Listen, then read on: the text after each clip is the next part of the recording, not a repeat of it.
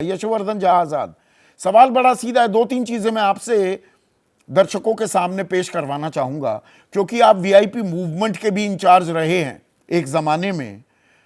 मुख्यमंत्री आवास पर कोई भी हो, चाहे वो सांसद हो या आम आदमी, और आवास में आप सीधे नहीं जा सकते।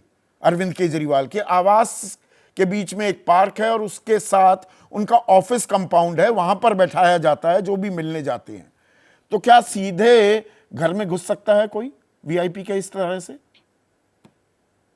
आवास के वेटिंग एरिया में पहुंच सकते हो आप?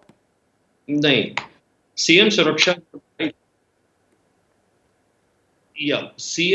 सुरक्षा जो लगाई जाती है तो उसमें एक बाह्य हिस्सा होता है और एक अंदर का हिस्सा होता है, और तरीके से चाहे वो वहाँ कैबिनेट मिनिस्टर्स भी अगर आए तो एक वेटिंग एरिया में इनको रोका जाता है और बाद में जो पर्सनल स्टाफ आके उनको अंदर ले जाते हैं। इसलिए अंदर किसी का भी प्रवेश करना, या तो पारिवारिक कारणों से अगर किसी को अंदर लिया जाए तो वो ठीक है, और इसलिए स्वाति मालीवाल को सही तरीके से बाहर बैठाया गया था। अब देखिए, लेकिन इसमें बहुत सारी जो पॉलिटिकल चीजें आ रही हैं उसमें भी विश्वास नहीं करता। नहीं, पॉलिटिकल सवाल ही नहीं मैं आपसे पूछ रहा हूं, मैं जांच के सवाल पूछूंगा। वो अंदर बैठी हैं, 112 पर कॉल भी किया, एसएचओ से बात हुई, पुलिस थाने जाती हैं। अब जब कोई सांसद, वो साधारण महिला नहीं है, और सीएम आवास में घटना हुई है, वो कहती है मेरे थप्पड़ जड़े गए, बाल खींचे गए, लात मारी गई, मेरा सर फोड़ दिया गया, तो एमएलसी क्यों नहीं हुई?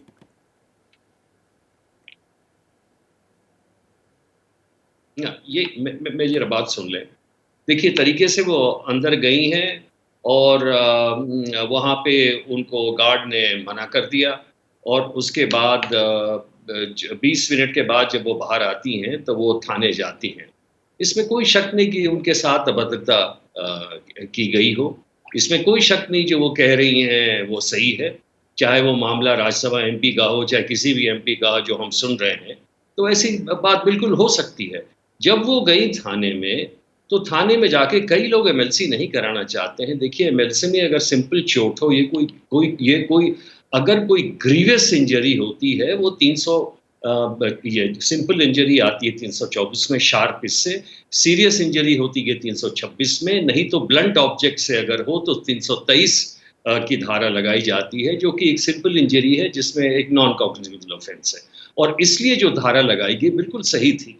अब उन्होंने 3 दिन क्यों नहीं रिपोर्ट किया? इसका कारण बड़ा सिंपल है। इसका कारण ये है कि आपके लीडर्स उनको बना रहे थे कि इस बात को मत बढ़ाइए, रहने दीजिए, छोड़ दीजिए एमपीशिप या जो भी कीजिए, और ये बिल्कुल नॉर्मल है कि 3 दिन के बाद फिर वो आके उन्होंने कहा, और उनके झूठ करने का कोई सवाल नहीं पैदा होता। जो उन्होंने कहा है बिल्कुल सही कहा है, और मैं समझता हूँ कि पुलिस ने ज़रूर मज़ा लिया 4 घंटे इनका ये लेके कि मोटिव क्या हो सकता है, और 4 घंटे इनके बयान लिए गए जिसकी कोई आवश्यकता नहीं थी, क्योंकि अगर एक रिस्पॉन्सिबल महिला, जो एक महिला सांसद है, उसकी रिपोर्ट उसी तरह लिखनी चाहिए। बाकी आप इन्वेस्टिगेशन करें, लेकिन उत्साह में कुमार की तरफ से भी करा लिया। एक एफआईआर विभव कुमार ने भी दर्ज कराई है। इसे कानूनी पैंतरा मानेंगे, या दोनों एफआईआर पढ़कर क्या कुछ सच और सामने आता दिखेगा? इंडिया में ये भी कोई नई बात नहीं है। पॉलिटिकल मामलों में क्रॉस केसेस एस्टैब्लिश किए जाते हैं, और क्रॉस केसेस इसलिए एस्टैब्लिश करा देते हैं क्योंकि कंफ्यूजन हो। कोई भी पुलिस सही इंक्वायरी में नहीं पढ़कर चाहती है झंझट में क्यों पड़े, और दोनों तरफ से आप ये कर लीजिए और कोर्ट में भेज दीजिए ताकि पूरा मामला जो है खत्म हो जाए।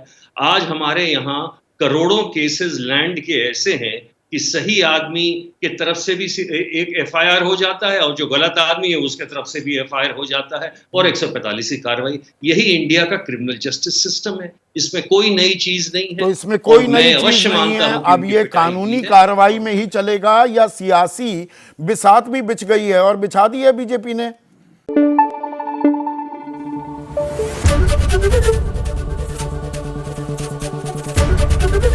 एबीपी न्यूज आपको रखे आगे।